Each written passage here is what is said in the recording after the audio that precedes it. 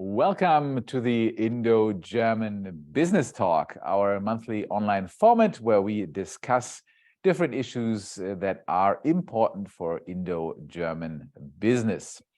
My name is Matthias Catón. I am the Deputy Chairman and Executive Director of the Indo-German Center for Business Excellence, the center that runs this the series, and I have the honor, of course, to be your moderator and host today. The topic of this session is Industry 4.0 and smart cities. And to discuss these issues and shed some light on what's important there, we have a distinguished group of experts here with me that I will introduce in a moment.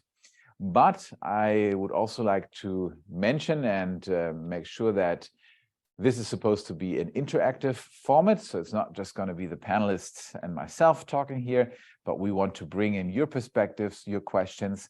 And in order to do that, we are using the service of a Slido. You should be able to see both a number and a QR code. And now, if you go to slido.com and input that number that you see there, you should get straight to the page of our webinar. Alternatively, of course, you can just use the QR code. And you can use that platform for two things, for some questions that we're going to put to you in a moment, but also to ask questions through the chat function. And I would encourage you to participate in both things, and we'll actually kick it off with a first question that we have. Smart cities, of course, is one of these buzzwords. They sound very nice. Everybody talks about them, but they also have very, very different meanings to different people. So we would like to know from you, what is your understanding of smart cities? So what makes a city smart? Please type in what you think. And while we collect the answers, I will start introducing our panel. And I will begin with the one person who is with me physically here in Frankfurt on location, and that is Alokananda Nath. Welcome. Hi, thank you. Alokananda is a project manager at the Frankfurt School UNEP Center.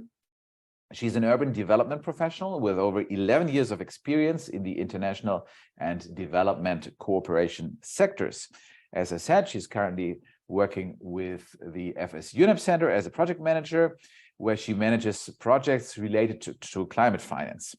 And previously, she has worked in India, Africa, and Germany, and her areas of expertise are governance and infrastructure development, climate resilience, smart cities, and gender inclusion.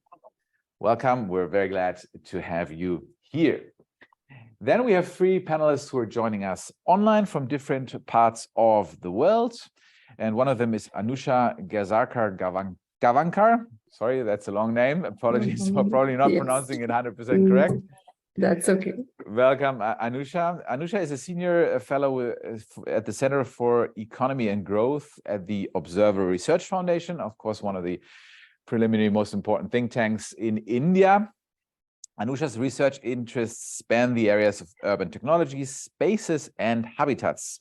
Her work is centered around how urban planning, innovation, and governance engages and interacts with experiences and responses to the city's diverse inhabitants in the process of urban transformation. And this understanding is critical to her focus on inclusive, participatory, and sustainable development. So sustainability comes up again here, and I suppose that we will hear more about this in the course of this discussion.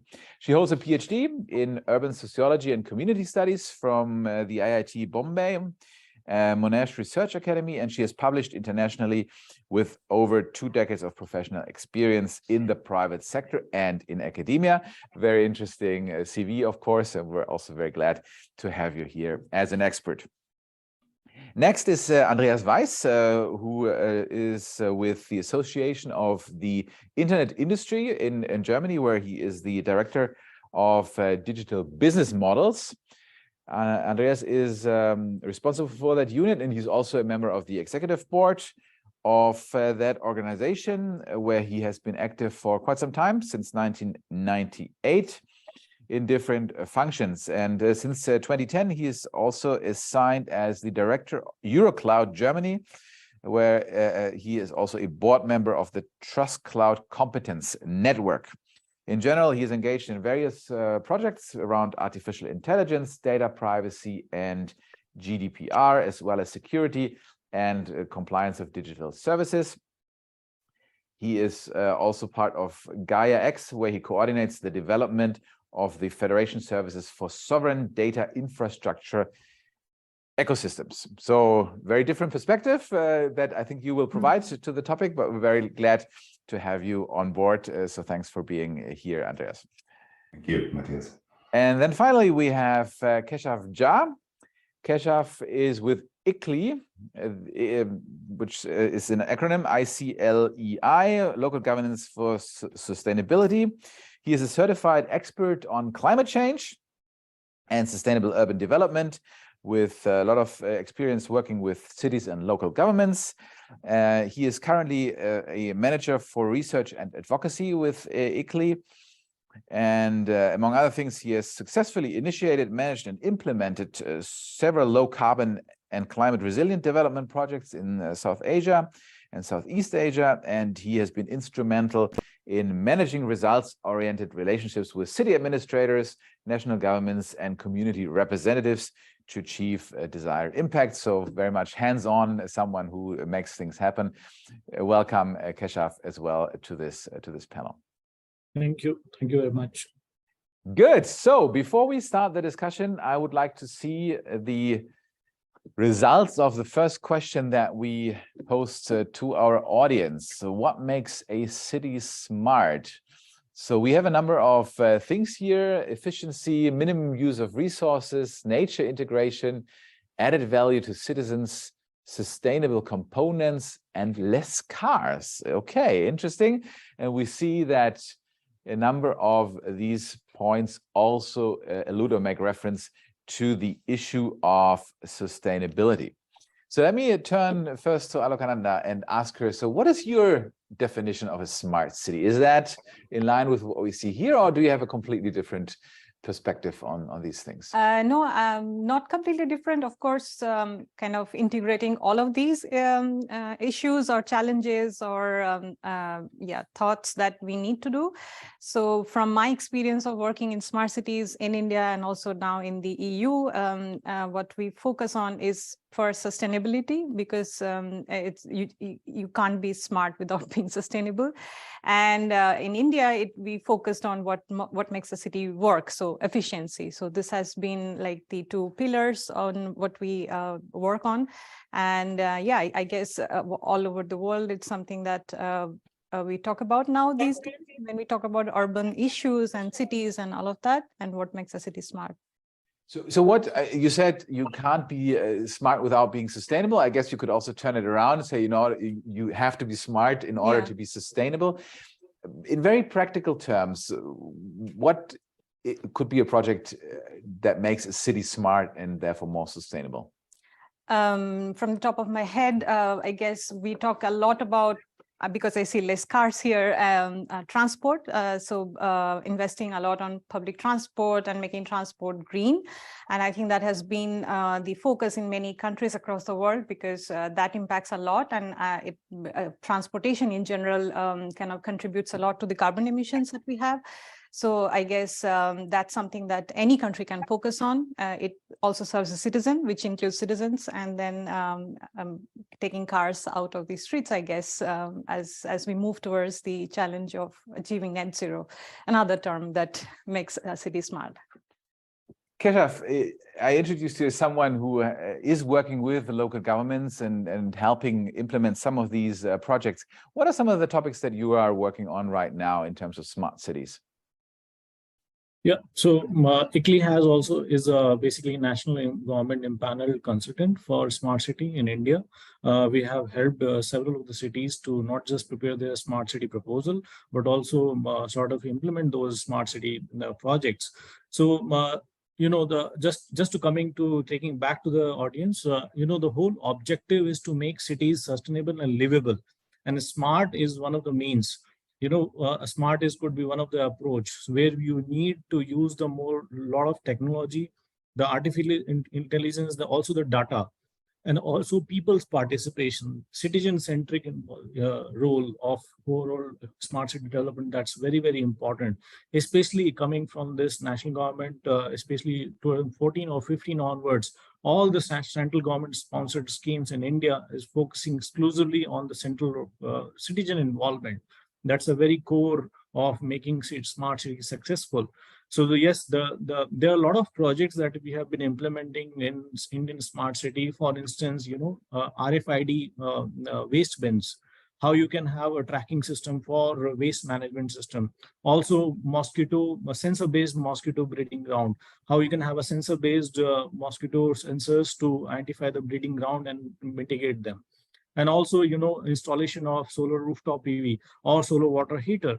So there are various renewable energy efficiency technologies available, smart applications that can be applied across municipal urban service systems that can yield significant emission reduction and also energy saving. And also main thing is for local government is monetary benefit. So if you implement these smart intervention, that will help city government to minimize their, the bills, municipal infrastructure bills that they have to pay anyway in a month. Thank you. You mentioned a couple of times, you said RFID sensors.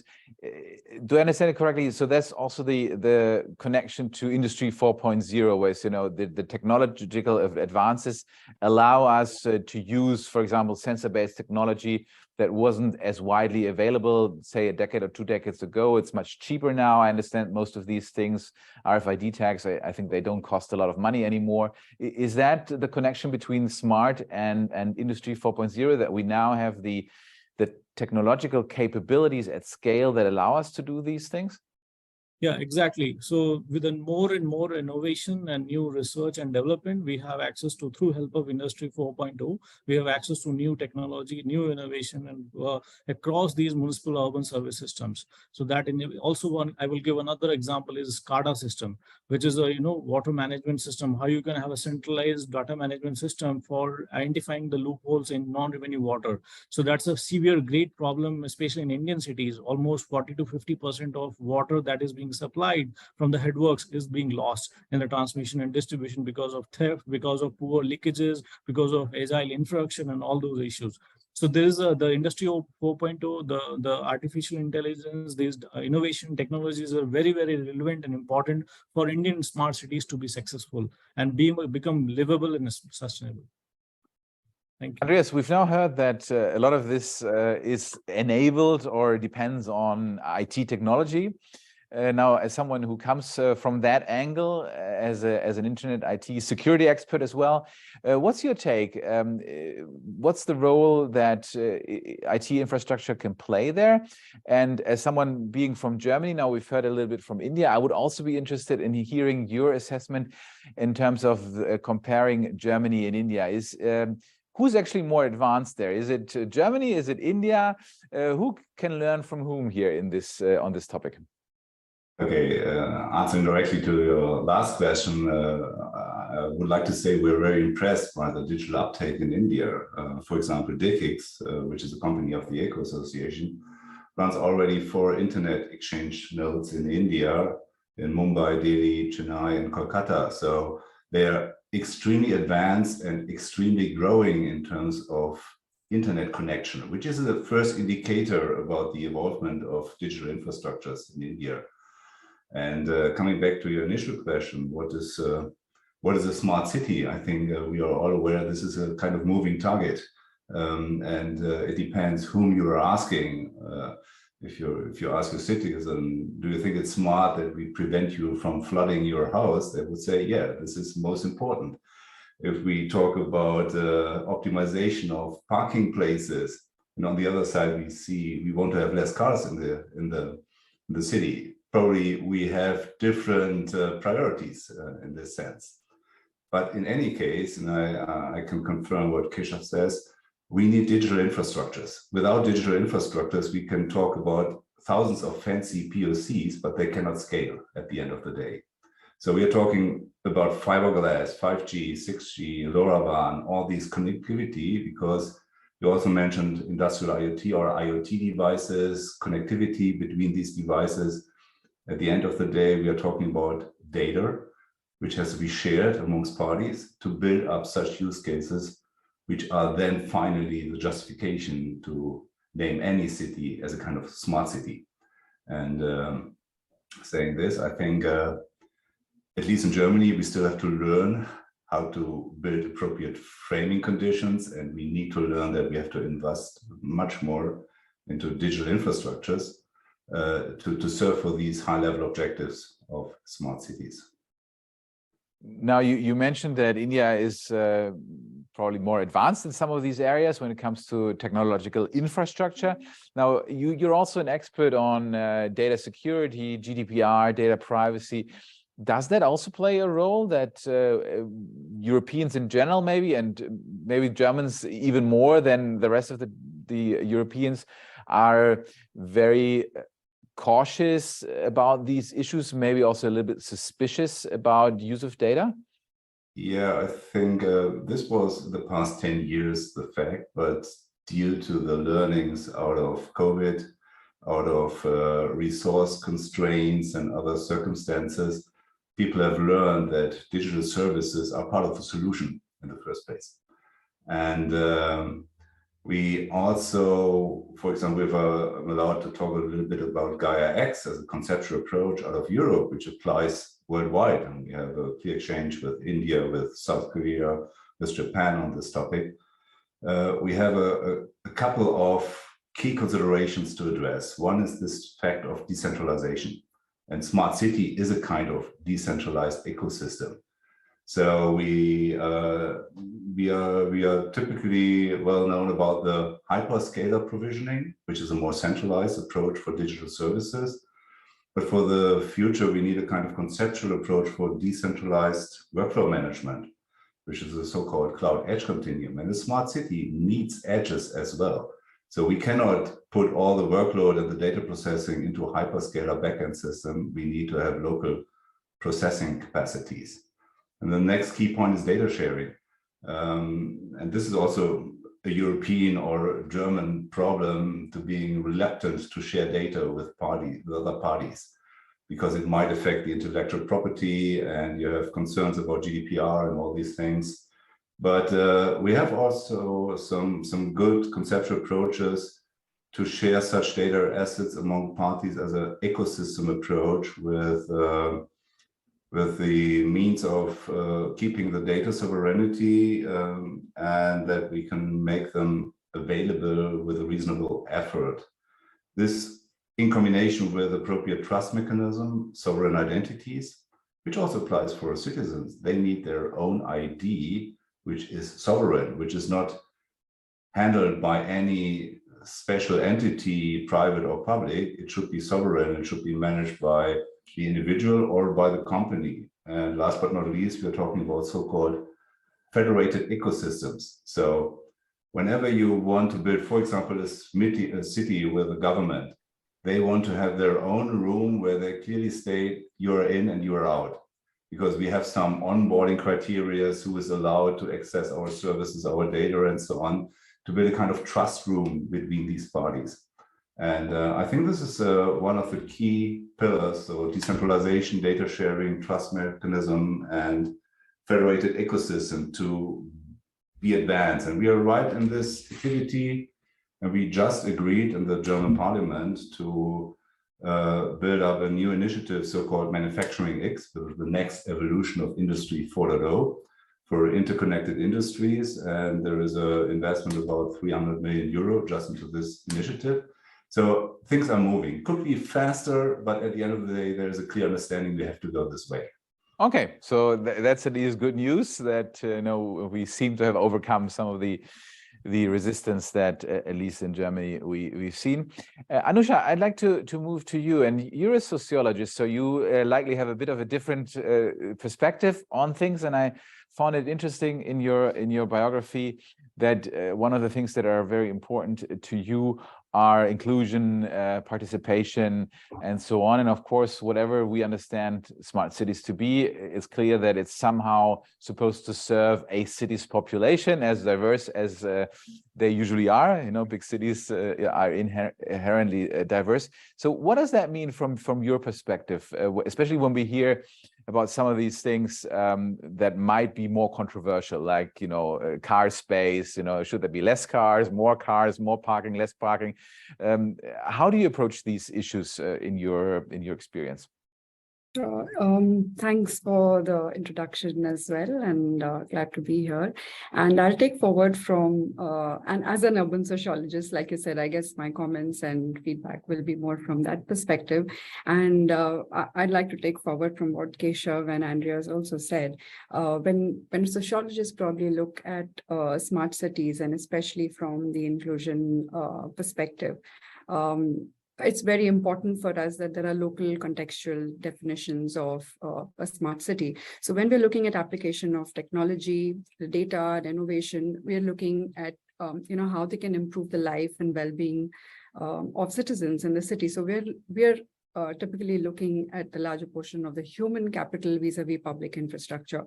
And like Keshav said, the involvement of citizens and civil society, which also makes sustainable cities, right? So when we're talking about smart buildings, smart mobility, smart public services, we also need to talk about smart people for smart living, because at the end of the day, we need to ask smart for whom?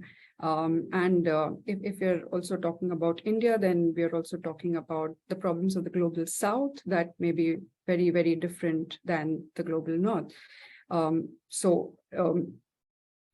Therefore, the need for a people-centered approach and look at the use of technology for greater inclusivity and also equity. I mean, these things could be kept in mind when we're discussing the so-called, I think it's called Zukunftsstadt, the cities of tomorrow, for them to eventually prosper in the long term. So do you see more the upside, or is there also a downside? So does smart cities, the technology that we've heard about, does that automatically lead to more inclusion because it offers better services to larger parts of the population? Or is there also the opposite risk that it might exclude certain parts of the population because maybe they don't have access to certain technology, for example, or you might need a smartphone to access services that not everybody has? So is it a bit of both, or do you see, are you optimistic, pessimistic? How do you assess Right. I think it's a bit of both. And I think that is, again, in a build phase, and that is evolving. So, for example, while India is the IT hub, we still see there are some figures that show us that digital literacy is still scaling up, which means that a part of the population, when we talk about e-governance, is being left out. And then there is the larger question of the gender digital divide as well. So probably keep these things in mind when we're thinking of smart cities. Something like, I'm not sure if you've heard of the Smart City, Just City initiative that was brought up at the World Urban Forum in Kuala Lumpur in 2018, which talk of the intersection of technology and justice, focusing on not just women, but marginalized genders, looking at smart cities from the perspective of a child or a girl child, where, is she feeling safe in the smart city, or looking at what marginalized communities think. For example, I work with communities, and I work with a fishing community in Mumbai as well. When they needed an update on the coastal projects, they obviously had to depend on, what was available on the internet or what was available on digital platforms. So these are the gaps that need to be addressed, but they can be addressed. And which is why at the planning or design stage of, how smart we can be, would be important to have these communities in perspective. Great. Thank you very much. And we do have a question from the audience that I would like to post. And the question is, so what about inclusion of rural citizens in areas? Do smart rural areas receive as much attention? And I think this is a great question, because we talk about smart cities, but of course, there are many rural areas as well in India, but also in Germany. What do you think, Anokanana? What about the rural areas? Well, critical assessment of that, to be very honest, when we talk about smart, we only associate that with cities because, you know, they are hub of creation, economic generation, jobs, where you find everything probably, and not so much about the rural part of it. So from my experience of working in India, not so much, but I think like Anusha pointed out to what it should mean when it comes to inclusion and leaving no one behind, let's say. Yeah.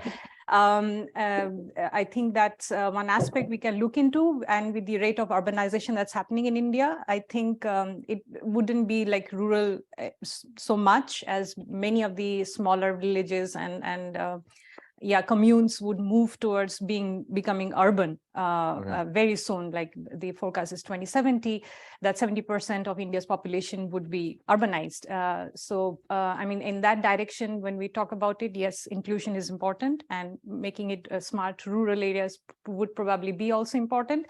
But smart in general talks about efficiency, services, and people-oriented approach. So I guess those services are also available, we should strive towards making it available to rural population as well, and then see how we can integrate the issues of digital divide, literacy, and services that does not reach probably some of the places. Yeah. Keshav, anything you would like to add when it comes to working with rural communities?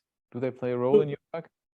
Yeah, so mainly we have been working with urban India, cities per se, but we have come up with some of the solutions, the framework, the methodology also for the peri-urban, you know, especially on the urban fringe area. So we have developed some of the tools like a urban framework, which is combination of both rural and urban areas. Especially most of our Indian cities are ever expanding, they're growing. So they are including the, you know, peri-urban areas which is initially under the rural domain. So we have come up with these urban solutions, urban approaches or frameworks for development. And of course, so when we look into the overall domestic comprehensive development framework for smart city, we look at involvement of not just vertically, but also horizontally, all type of communities within the cities and its urban fringe area. One thing I want to highlight here when we talk about smart cities in India, so, you know, citizen involvement and role are not just incorporated in the implementation of the smart city measures, but at the right from the inception. Right when you are designing conceptualizing your smart city goal, the mission itself, the vision itself for the city, how and what city want to look like as a smart. So there itself, the citizens have been involved through both online and offline modes. So that's quite a new and particular special initiative that Government of India has taken forward, and it has been greatly appreciated by the industry, by the whole community, of involvement of citizens and stakeholders and private community right from the inception when you're designing your the smart city itself and for the implementation. So yeah, that's it. Andreas, how is it in Germany? I mean, obviously the setup is a bit different when you compare India and Germany, but of course there are also rural areas here in Germany. Do they have enough access to these things, the infrastructure? I think we have the same misbalances here between city areas and rural areas. Just consider that to some extent, when you live in a city, one of these major cities, the costs are 4 to 6 times higher just to live there. And you have a lot of spendings just for your flat and all the costs for services around it. And coming back to this COVID impact, we identified 30 to 40% of the workload can be accomplished out of the home office if the infrastructure is there. The key aspect is, of course, connectivity again. So without connectivity, you cannot provide your backend services. But I think we need to consider to develop rural areas as well, because the cost structure and also the quality of living is also related to this topic. But on the other side, and I would like to follow up what Anusha said, this should not be a technology-driven activity. We need a more human-centered impact model. So what is the need of the humans? And you also talked about sustainability, and sustainable development needs digital transformation. Digital transformation needs digital responsibility, because this will then foster trust, and this will be a kind of cycle. And this applies to smart cities as well as rural areas. And that's the reason why we also engage in an initiative so-called digital responsibility goals, which is really a humanist, similar to the sustainable development goals out of the UN, where we talk about aspects like digital literacy, what Anusha also outlined, cybersecurity, privacy, data fairness, trustworthy algorithms, transparency, human agency and identity. So these are 7 key pillars where we think we need to evolve much more. We should engage the people who are affected about digital transformation and how to enhance their life, but they also have their own responsibility. If they just say, well, do what you want, hopefully something good is at the end, this is not sufficient. They need to be capable to express their needs, and they need to understand what are the requirements around it to get there, which is to some extent related in the digital, but also in the infrastructure layer and the type of services we are going to supply here. And I think this has to be brought together, and we need a more, and if we go into this direction, I think the human-centric approach is much more relevant than a technical approach. Okay, interesting, a very interesting perspective, and I think a very valid one at that. I would like to move to a slightly different topic, because this is the Indo-German Business Talk, so we always look at things also from a business angle. So I would be interested in talking a little bit about what's the role for the private sector here, what can and should business do, what has to remain in the public domain, and where can both sides maybe cooperate for maximum impact. Keshav, maybe from your consulting experience, how do these things usually pan out?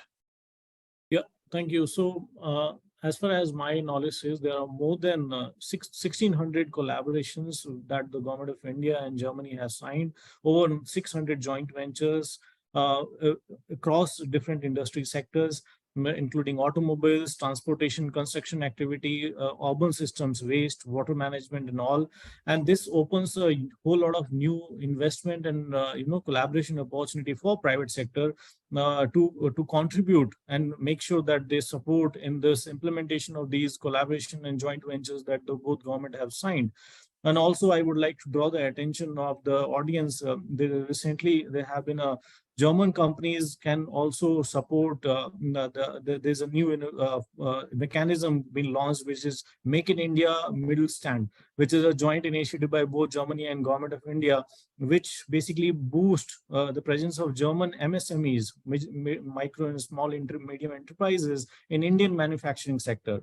So that's both government have signed, and there are a lot of programs running upon Indo-German Energy Forum, Indo-German Environment Forum, which provide opportunities to German and Indian private sector to collaborate, work together on some of these common challenges that both countries are facing. Anusha, from your perspective, as someone looking at these points from the sociological perspective, participation, inclusion, what's your take on private sector involvement? Is that something you appreciate because it gives a lot of leverage, more possibilities, or is it also something that you are a bit wary when it comes to making sure that everyone in a city's population is included in these initiatives and services? Sure. Thank you, Matthias. I think that multi-stakeholder has become very, very critical in the entire urban planning process. And again, when I'm talking from the Indian perspective, we are also facing, our urban local bodies, which is the lowest level of local governance where urban development or urban planning takes place, are amongst weakest globally. in which case I think PPPs, public-private partnerships, have become very critical. Also, there is a need for looking at innovative and creative ways of helping these ULBs, the urban local bodies, for municipal finances, because the figures, the Reserve Bank of India's report shows on municipal finances shows there are large gaps in capacity and technology requirements related to urban climate finance, which is estimated in trillions of dollars. Insufficient revenues and the inability to access capital, therefore, for these ULBs make them vulnerable and less efficient. Therefore, SMART, again, should be about looking less at intelligent infrastructure for the global south, and probably more about generating digital data to develop basic infrastructure needs and empower urban local bodies, keeping in mind ground realities, which will include multi-stakeholder partnerships for skilling, for capacity building, for innovation, to even look at green financing possibilities beyond municipal bonds. Also, these funds will be required for maintaining a portfolio and looking at more ground research as well. So yeah, definitely. Do you agree, Alokananda? Is are public-private partnerships the way to go, or? Definitely. I mean, because I'm right now currently working on 100 climate neutral and smart cities in the EU. So we are supporting 100 cities plus 12 affiliated cities within EU to transition towards net zero within the 2030 and 2050 time period. So even here, we are looking at challenges when it comes to financing climate neutrality, financing infrastructure, financing anything related to the cities that we have. So yeah, I mean, there's a similar experience in India, of course. So I agree to that. But I would like to point a little bit on the learning that you were referring back to, on what India can learn from EU, from Germany, when it comes to data and technology and everything. And to be very honest, I was surprised how data is handled in India and in the EU and Germany. And I would say that's very important, because when we talk about collaboration, what a German or a person from EU would think that that's normal. Maybe it's not normal in India, and the data or privacy related laws, regulations are very flimsy, are very weak.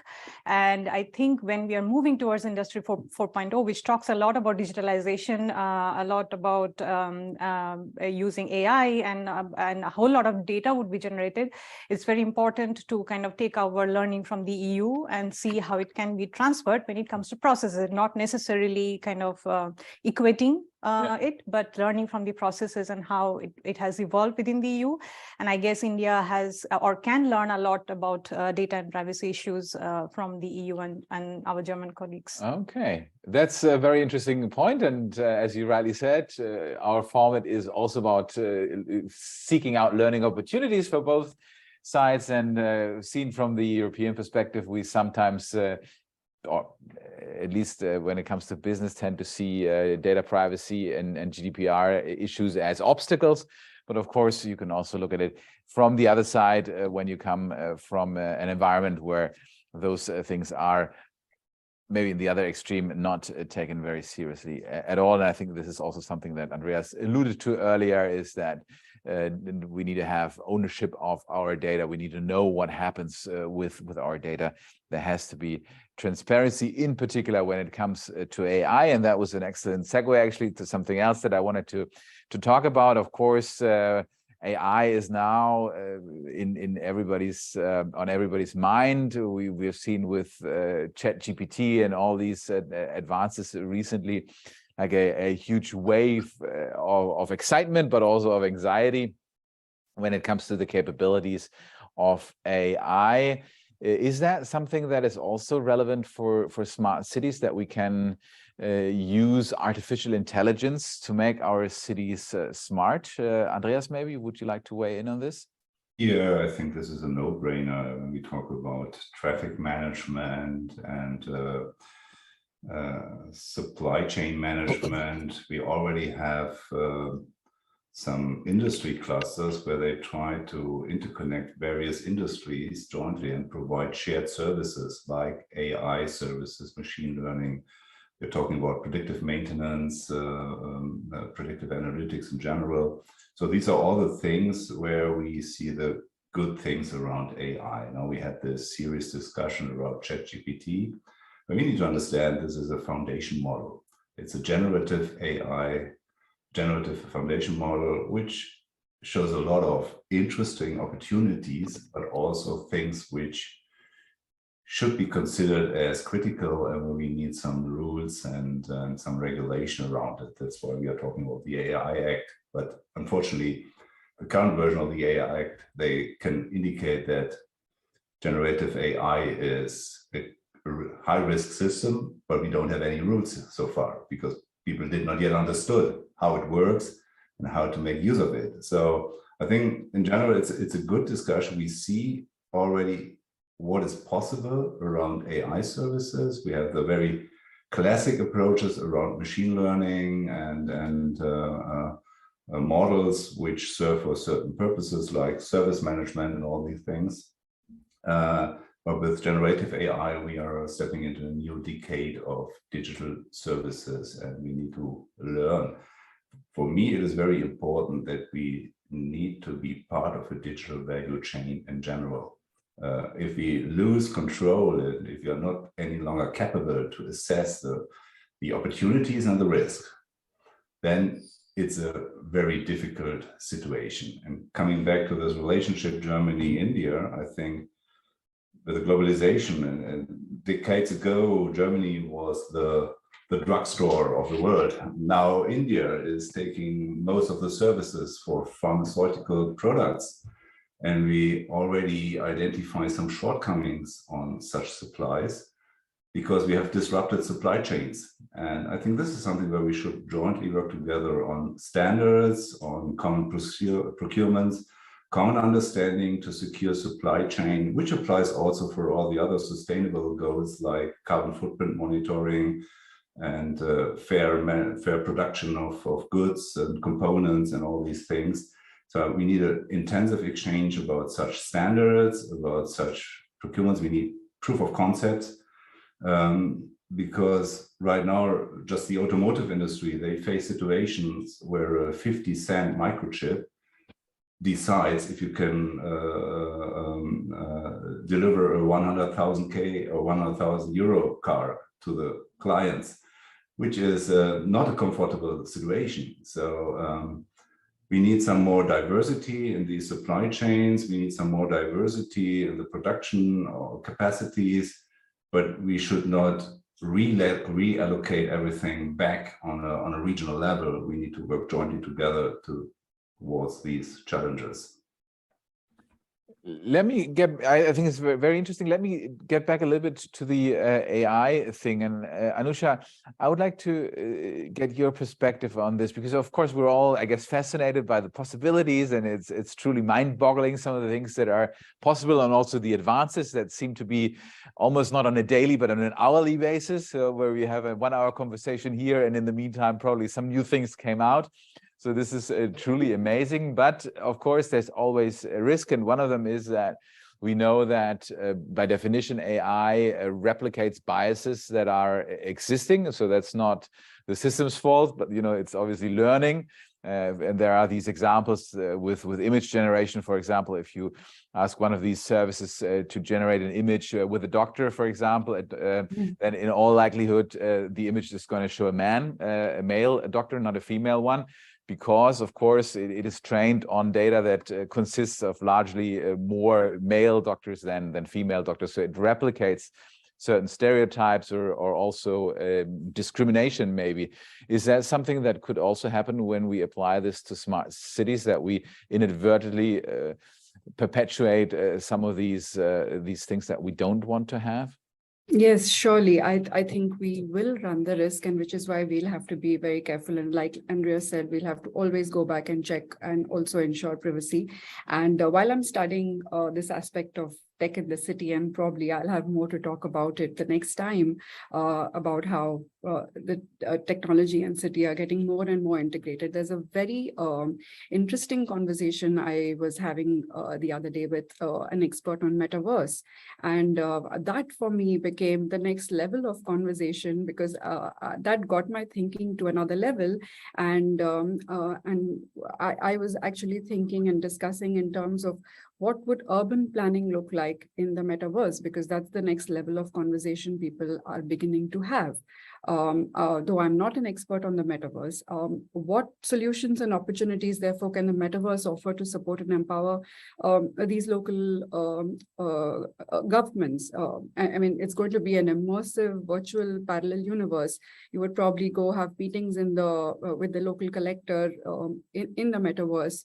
How can the Metaverse innovate, building sustainable, inclusive cities? I mean, it's complete disruption there. And in fact, currently there are case studies on Seoul and Dubai and Cuba on how they're using this platform. So I think this whole idea of digital twinning also will need to be taken into consideration when we're studying that. Very, very interesting. Yeah, I think the term Metaverse dropped a little bit out of fashion. It was replaced by all the talk about AI, but of course, these things will come up again in the future, and I agree that we probably need a follow-up conversation at some point. I would like to move back to the audience, because we have another question that we would like to pose to our audience. Exactly. So, and it is about implementation, and we discussed this a little bit. We would like to know from you, what are the biggest challenges, or what is the biggest challenge in your opinion to the implementation of smart cities? And we have a number of options that we propose. So please go to slido.com and vote for the biggest challenge from your perspective. Okay, so please vote for your favorite challenge. While we do that, we have another question from the audience, and it is the following question: is digital transformation too high on business and government agendas? Should other global challenges have more priority? And are we moving too quickly? Oh, very interesting question. Alokananda, what do you think? Okay, so what I think personally, and from my experience of working with the public sector for long, I don't think digital transformation as an agenda is a priority. I think digital transformation is taken as a tool or mode of transformation when we talk about providing basic public services like anywhere in the world when it comes to cities. I think we have been talking a lot about human-centric approach, I think, and digital is a way to achieve that, not the only way. There would be other ways as well, which we need to complement. And to be very honest, when the smart city agenda started in India, it looked a lot about digital transformation, and what Keshav had talked about very like in the beginning, we were talking about citizen participation, but it moved a lot towards this using SCADA and RFIDs and etc.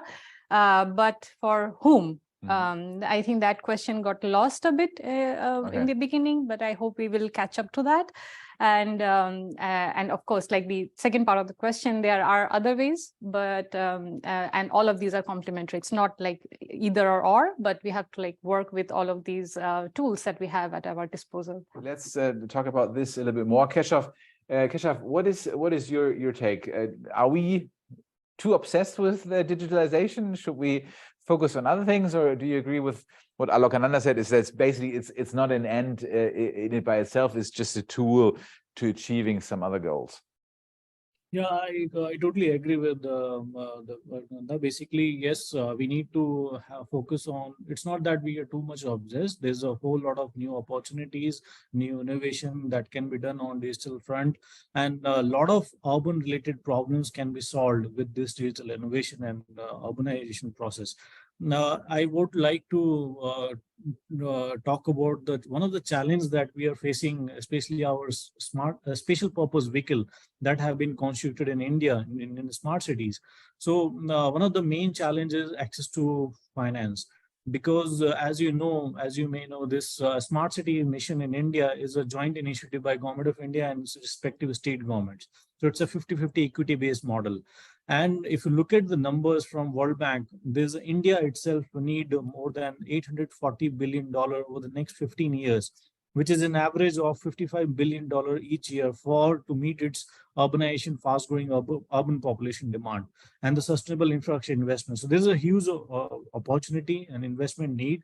And also at the same time, there's a not enough, there's a lack of technical strength and among these special purpose vehicle, the smart cities, to look for additional sources of finances, not just be totally dependent on the central and the state government funding public sources, but also look for additional sources of funding, for instance, crowdfunding, the green bond, the municipal bond, and also PPP mode or other alternative blended financing mechanisms. So there are various, modes and opportunities where cities can raise the capital and investment required for their implementation.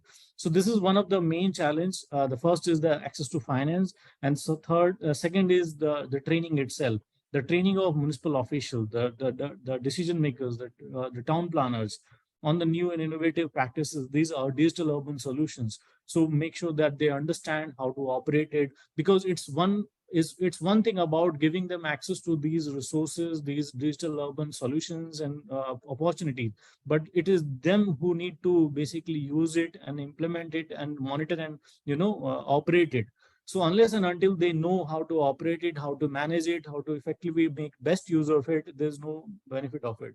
So at the same time, while we are exposing the Indian cities about these digital urban solutions, we have to also give them a training on effective monitoring and implementation processes. So yeah, that's all. Thank you. Good. Okay, let's get back to our question and see what people said. Okay, so we have a clear winner in terms of what the biggest challenge is, and that is the availability, or probably in this case, a lack of availability of IT infrastructure. That was mentioned the most, followed by financial cost.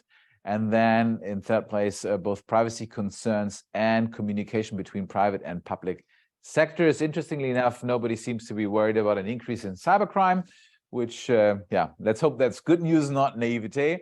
I would like to use the remaining minutes of today's session to go around and ask our panelists how they see the challenges and combine that with a look out. So what are the next steps? What do we need to do most urgently if we want to move ahead with smart cities, with Industry 4.0, and have a positive impact on the populations? What is top of the agenda in your minds? And maybe let's start with Andreas, please. Let me just start about this question about digital transformation. We need to be clear about our objectives. And just to outline the objectives in Germany, if you realized with the new government, we had a name change of our ministry. It's the Ministry of Economic, Energy and Climate Change, which is the first time that climate change got this prominence as a key topic we have to deal with. And although I might be seen as a kind of bias when we talk about digital transformation, because I'm working in this area for decades already, I would say we are definitely part of the solution. We need to be able to deal with data to enhance our goals and to reach the goals in terms of sustainability, climate change, resilience of services and all these things. It is not an option to try it without a digital infrastructure, without digital services which are streamlined for the key objectives. And the key objectives must be set by the humans, of course, as I said previously. So as long as we keep this dialogue, as long as we keep, we should re-ask our priorities, and we need to understand that we will see no impact with isolated actions.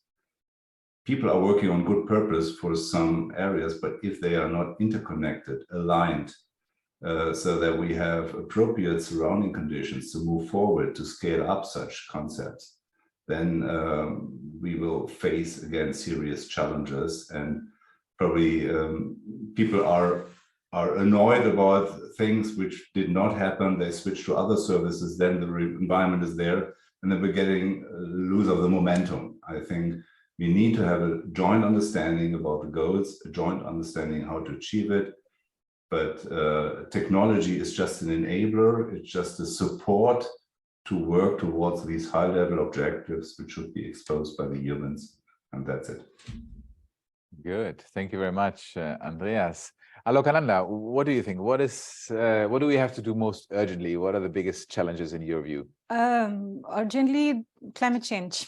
I think we can't forget about that when we talk about smart cities and moving towards that direction, and making it not talking about climate change in isolation, but when we talk about infrastructure and we talk about technology, taking that as a background or a basis or an aim or objective, whatever you want to call it, to move towards that direction. And the other part of it is that we should not or we should be more inclusive in our approach when we talk about digital transformation or using technology. Most of the times, like Anusha talked about, we tend to forget about people who do not have access to certain things. And then we should keep in mind, like Andrea said, that, what is the objective or who are setting the priorities. And I think we should keep that in mind as we move towards our goal as a humanity. Keshav, do you agree? Is sustainability the most important issue, and should smart cities be seen predominantly as a way to achieving that goal? Yeah, I think absolutely. There's no doubt. As the United Nations has declared, we are in the climate emergency. This whole decade is called climate emergency decade, and there is absolutely need of advancing implementing the transformative actions. So we are not just talking about the simpler actions, simpler mitigation or adaptation action, but there's a need of transformative actions which bring tangible output, tangible results on ground for the people. So that's it's all about. And smart cities are basically the cities that work for its people. The technology, digital, all these are mediums, modes, but at the center of it's a people survivability. We have to build their adaptive capacity through proper technical, exposure, sensitivity, and adaptive capacity assessment. So there are a whole lot of exercise that cities have been taking. For instance, they're doing the emission inventory to understand its baseline performance, carbon performance, and also your vulnerability assessment, then preparing a climate action plan. So a lot of cities in India have been already preparing their climate action plan and also getting it ratified by the city council, and then going ahead with the implementation of those targets. There are some cities who have also prepared the net zero targets in line with their Government of India targets of becoming carbon net zero by 2070. So yes, there is a huge scope, and cities and local government, urban local bodies are catching up, and they're coming up with their own actions, strategies, and plan for becoming net zero and carbon neutral to help achieve the achievement of these national and also global sustainable development goals and climate commitments. Thank you. Finally, Anusha, what do you see as the main challenges or the main obstacles when it comes to moving ahead with smart cities? I agree with the others, and I'll just add on to those points. Apart from empowering urban local bodies and inclusion, I think we have to be more sensitive towards extensive empirical investigation, and therefore consider social impact assessment as a key moving forward. Also, I think India and Germany have done a lot already in the smart city area, and probably build that relationship further. Look at sister cities and how sister cities can probably work better together going forward. And another key important thing, like Keshav and Andreas and everyone mentioned, Aloknanda also mentioned, looking at innovative funding models. Like, for example, Keshav would know about the ICLE Action Fund that exists for some cities that have recently been announced. Probably look at some more such funds, which can also come into the Global South or India. Yeah, that's about it. Great. Very interesting conversation, interesting topic, very complex, of course, everything is connected. But I think what I take at least from this conversation is that, yes, technology can help us achieve a lot of the goals here, make cities, but also our societies in general, better places. But what I found also encouraging is that all of the panelists, you all agreed basically is that technology, as powerful and as great as it may be, it's always it's a tool. It's a mean. It's not an end by itself, and it should serve the population. It's to serve humanity, or our planet when it comes to sustainability, which ultimately, of course, also assures our well-being. So I found this quite interesting. We've come to the end already of this session. So I'd like to thank all of the panelists here very, very much for this conversation. Obviously, also thanks to the audience for being active, for participating, for asking questions. And we will see each other again next month for this Indo-German Business Talk. So please check out our website to see what's coming up. And you can also subscribe to our mailing list there, and then you will automatically be notified about upcoming sessions. Thank you very much and have a great day. Thank you. Thank you. Thank you, everybody. Thank you.